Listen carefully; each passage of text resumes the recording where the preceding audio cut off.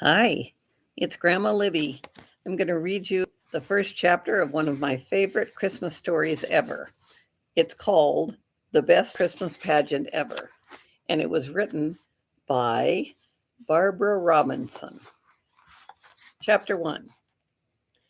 The Herdmans were absolutely the worst kids in the history of the world.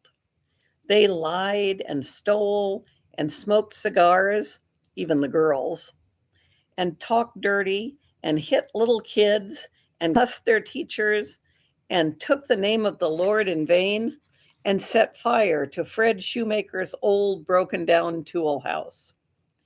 The tool house burned right down to the ground. And I think that surprised the Herdmans. They set fire to things all the time, but that was the first time they ever managed to burn down a whole building. I guess it was an accident. I don't suppose they woke up that morning and said to one another, "Let's go burn down Fred Shoemaker's tool house." But maybe they did. After all, it was a Saturday and not much going on. It was a terrific fire. 2 engines and 2 police cars and all the volunteer firemen and 5 dozen donuts sent up from the Tasty Lunch Diner. The donuts were supposed to be for the firemen, but by the time they got the fire out, the donuts were all gone. The Herdmans got them. What they couldn't eat, they stuffed in their pockets and down the fronts of their shirts.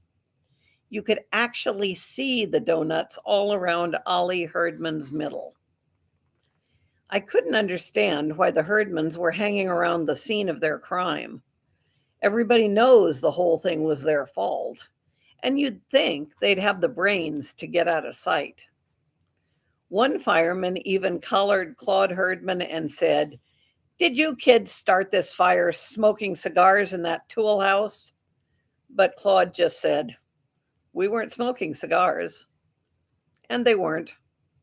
They were playing with Leroy Herdman's Young Einstein chemistry set, which he stole from the hardware store. And that was how they started the fire. Leroy said so. "We mixed all the little powders together," he said, "and poured lighter fluid around on them and set fire to the lighter fluid. We wanted to see if the chemistry set was any good." Any other kid, even a mean kid, would have been a little bit worried if he stole $4.95 worth of something and then burned down a building with it. But Leroy was just mad because the chemistry set got burned up along with everything else before he had a chance to make 1 or 2 bombs. The fire chief got us all together. There were 15 or 20 kids standing around watching the fire. And he gave us a little talk about playing with matches and gasoline and dangerous things like that. "I don't say that's what happened here," he told us. "I don't know what happened here, but that could have been it. And you see the result. So let this be a good lesson to you, boys and girls." Of course, it was a great lesson to the Herdmans. They learned that wherever there's a fire, there will be free donuts sooner or later. I guess things would have been different if they'd burned down, say, the Second Presbyterian Church instead of the tool house. But the tool house was about to fall down anyway. All the neighbors had pestered Mr. Shoemaker to do something about it because it looked so awful and was sure to bring rats. So everybody said the fire was a blessing in disguise. And even Mr. Shoemaker said it was a relief. My father said it was the only good thing the Herdmans ever did. And if they'd known it was a good thing, they wouldn't have done it at all. They would have set fire to something else or somebody. They were just so all around awful, you could hardly believe they were real.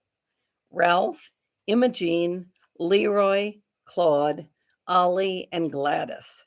6 skinny, stringy haired kids, all alike except for being different sizes and having different black and blue places where they had clonked each other.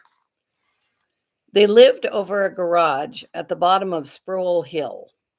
Nobody used the garage anymore, but the Herdmans used to bang the door up and down just as fast as they could and try to squash one another. That was their idea of a game. When other people had grass in their front yards, the Herdmans had rocks. And where other people had hydrangea bushes, the Herdmans had poison ivy. There was also a sign in the yard that said, "Beware of the cat." New kids always laughed about that till they got a look at the cat. It was the meanest looking animal I ever saw. It had one short leg and a broken tail and one missing eye. And the mailman wouldn't deliver anything to the Herdmans because of it. "I don't think it's a regular cat at all," the mailman told my father. "I think those kids went up in the hills and caught themselves a bobcat." "Oh, I don't think you can tame a wild bobcat," my father said. "I'm sure you can't," the mailman said. "They'd never try to tame it. They'd just try to make it wilder than it was to begin with." If that was their plan, it worked. The cat would attack anything it could see out of its one eye. One day, Claude Herdman emptied the whole first grade in 3 minutes flat when he took the cat to show and tell. He didn't feed it for 2 days, so it was already mad. And then he carried it to school in a box. And when he opened the box, the cat shot out, right straight up into the air, the people said. It came down on the top blackboard ledge and clawed 4 big long scratches all the way down the blackboard.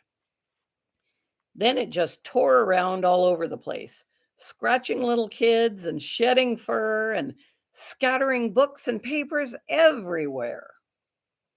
The teacher, Mrs. Brandel, yelled for everybody to run out in the hall, and she pulled a coat over her head and grabbed a broom and tried to corner the cat.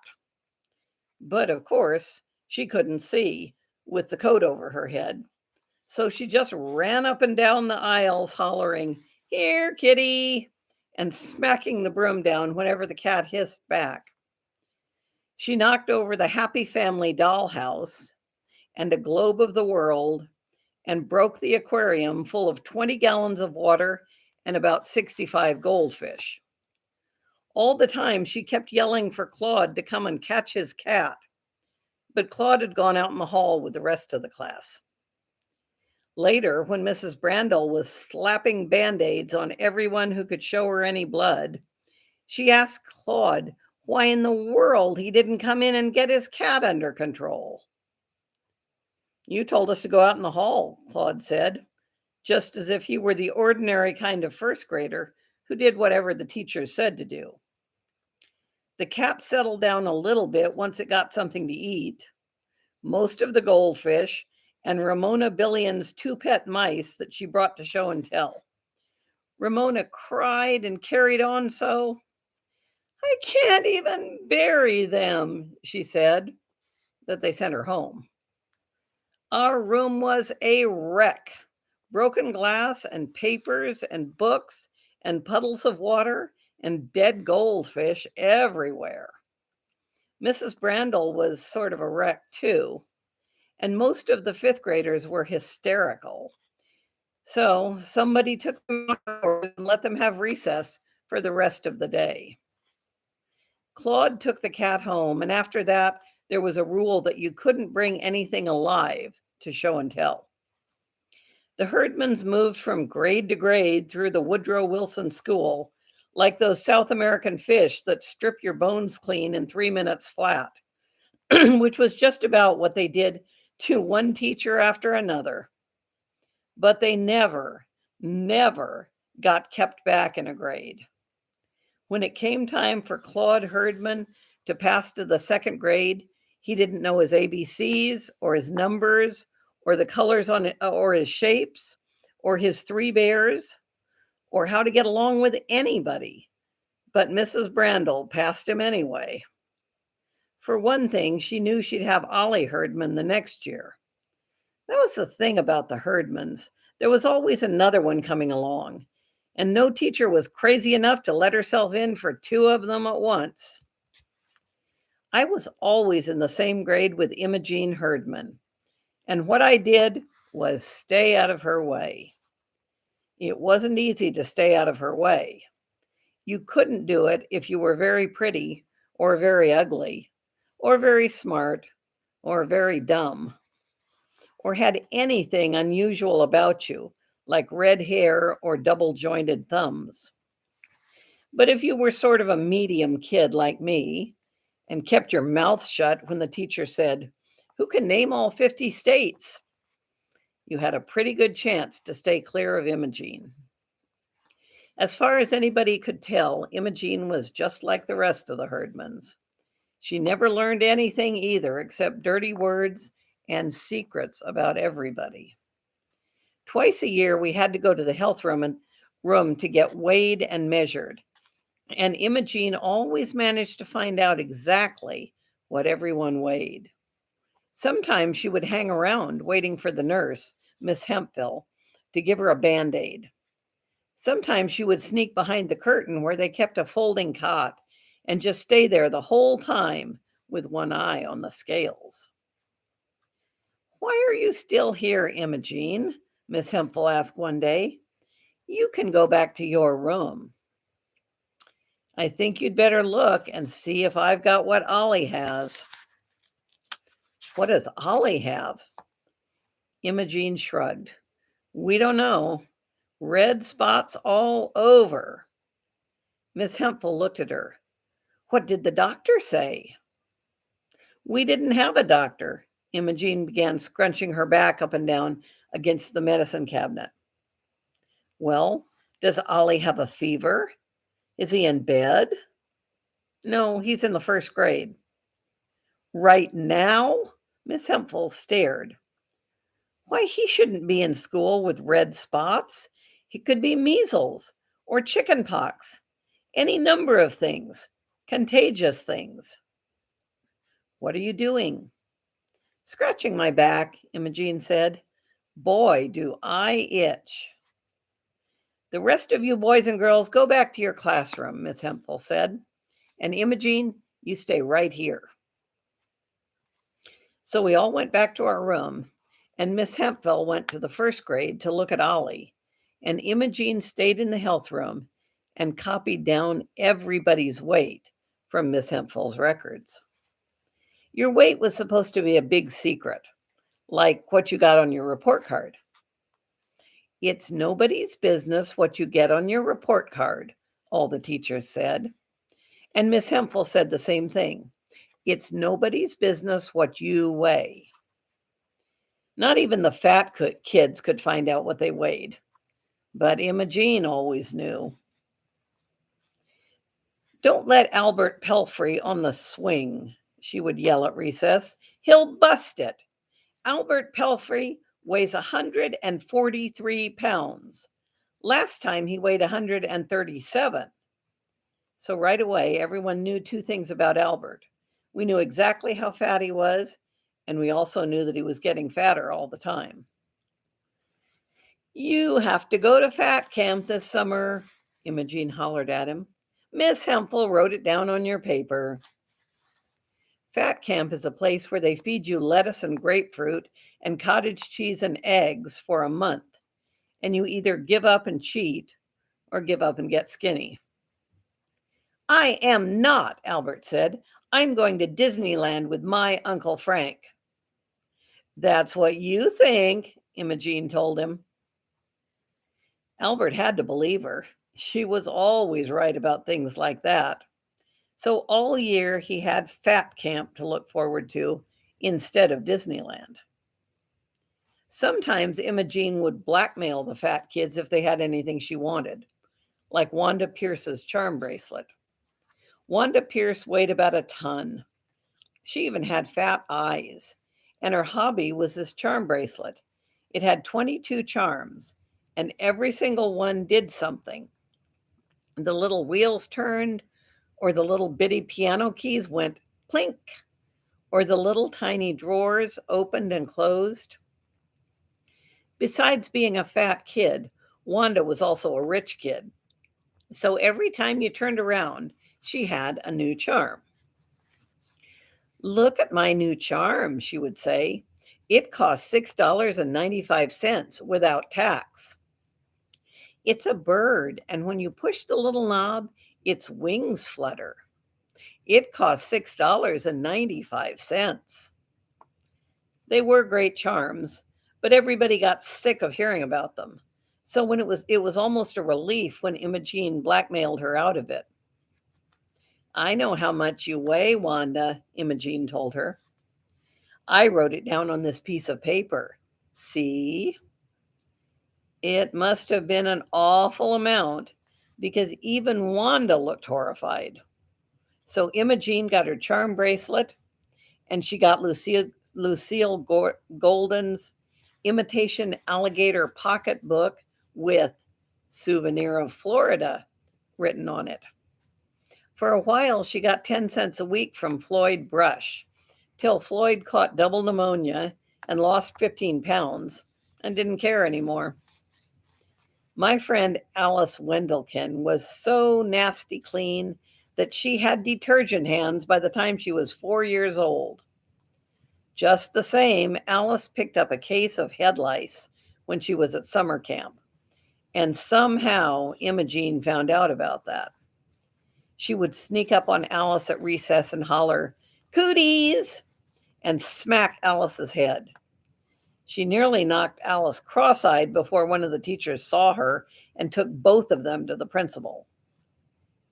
"Now, what's this all about?" the principal wanted to know, but Alice wouldn't say. "I had to hit her," Imogene told him.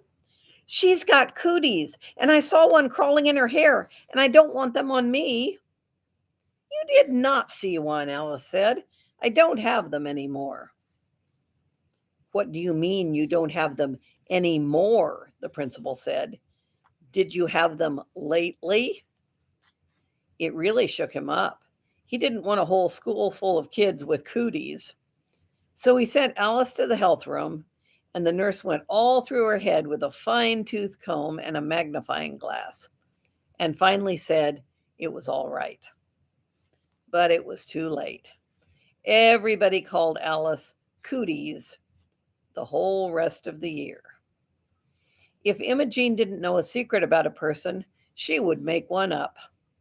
She would catch you in the girls' room or out in the hall and whisper, "I know what you did."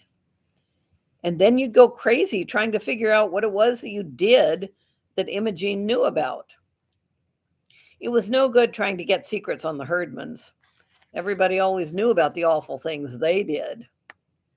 You couldn't even tease them about their parents or holler, "Your father's in jail," because they didn't care. Actually, they didn't know what their father was or where he was or anything about him, because when Gladys was 2 years old, he climbed on a railroad train and disappeared. Nobody blamed him.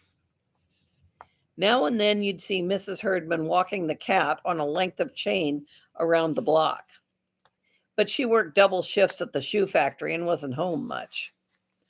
My mother's friend, Miss Phillips, was a social service worker, and she tried to get some welfare money for the Herdmans so Mrs. Herdman could just work one shift and spend more time with her children. But Mrs. Herdman wouldn't do it. She liked the work, she said. "It's not the work," Miss Phillips told my mother, "and it's not the money. It's just that she'd rather be at the shoe factory than shut up at home with that crowd of kids." She sighed. I can't say I blame her. So the Herdmans pretty much looked after themselves. Ralph looked after Imogene, and Imogene looked after Leroy, and Leroy looked after Claude, and so on down the line. The Herdmans were like most big families. The big ones taught the little ones everything they knew. And the proof of that was that the meanest Herdman of all was Gladys, the youngest. We figured they were headed straight for hell by the way of the state penitentiary until they got themselves mixed up with the church and my mother and our Christmas pageant. End of chapter 1. I hope you're enjoying it, and look on it tomorrow, and there should be another chapter. Bye.